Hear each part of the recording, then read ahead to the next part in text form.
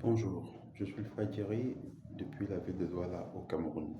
Ce matin, je voudrais nous exhorter dans le livre de Matthieu chapitre 7 du verset 24. On va s'arrêter jusqu'à 27. Il est écrit: C'est pourquoi quiconque entend ces paroles que je dis et les met en pratique sera semblable à un homme prudent qui a bâti sa maison sur le roc. La pluie est tombée, les torrents sont venus, les vents ont soufflé et se sont jetés contre cette maison. Elle n'est point tombée parce qu'elle était fondée sur le roc.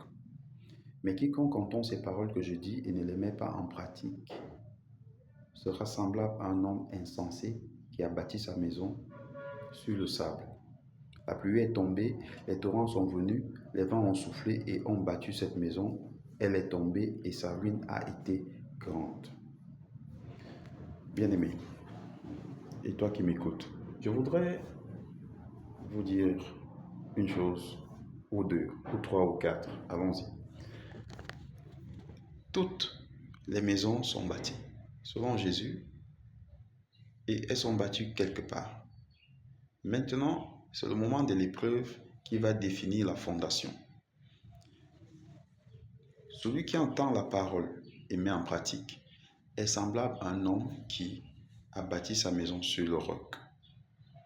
Et quand les pluies arrivent, les vents soufflent, les torrents arrivent, cette maison reste bâtie, elle reste sûre, elle reste debout.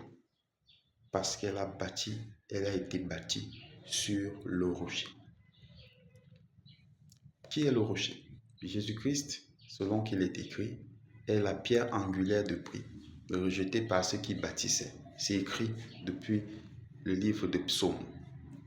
Lorsque Jésus-Christ arrive, il pose la question à ses disciples: qui dit-on que je suis? Simon-Pierre lui répond: tu es le Christ, le Fils de Dieu.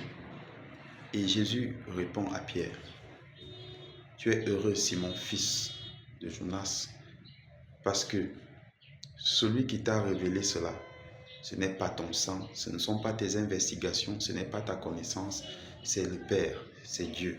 Et je te dis donc que tu es Pierre, sur cette pierre, pas sur toi, sur cette pierre, c'est-à-dire la révélation.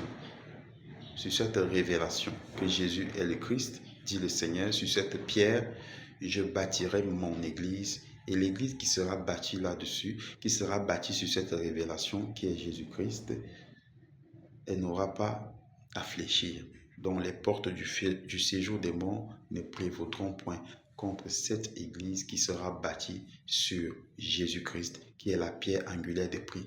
C'est pourquoi plus tard, les gens vont comprendre de la bouche de Simon-Pierre. Il dit: Jésus-Christ est la pierre rejetée par vous qui bâtissez, et il est devenu la pierre angulaire de prix. C'est lui qui est la pierre principale. C'est sur lui et sur lui seul que l'Église est fondée. C'est pourquoi il a été dit par l'apôtre Paul que vous avez été édifiés sur le fondement des apôtres, des prophètes, et Jésus-Christ étant la pierre angulaire de prix. Donc c'est Jésus qui est la pierre, qui est le rocher. En anglais, la parole de Dieu nous enseigne. En anglais, c'est écrit « the rock ». Et quand on dit le roc, c'est Jésus-Christ, le rocher des sages, l'ancien des jours. Et celui qui a écouté la parole de Jésus, quel que soit ce qui arrive, reste fondé quand les épreuves arrivent. Quand les difficultés arrivent, il reste fixé. Parce que Jésus-Christ est la postérité que Dieu avait promise à Abraham comme les étoiles du ciel.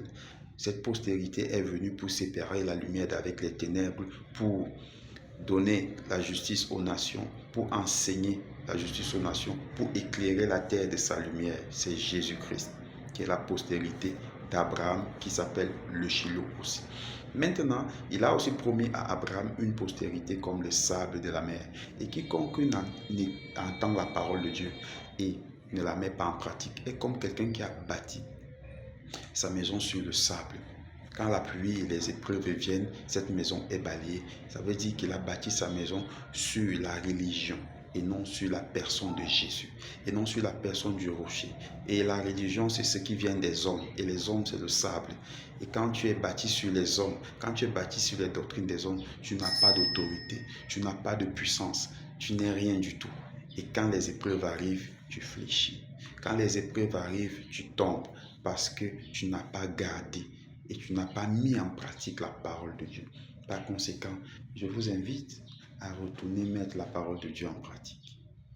Parce que quand les épreuves arriveront, et ils arriveront toujours, vous tomberez si vous n'êtes pas fixé sur le rocher.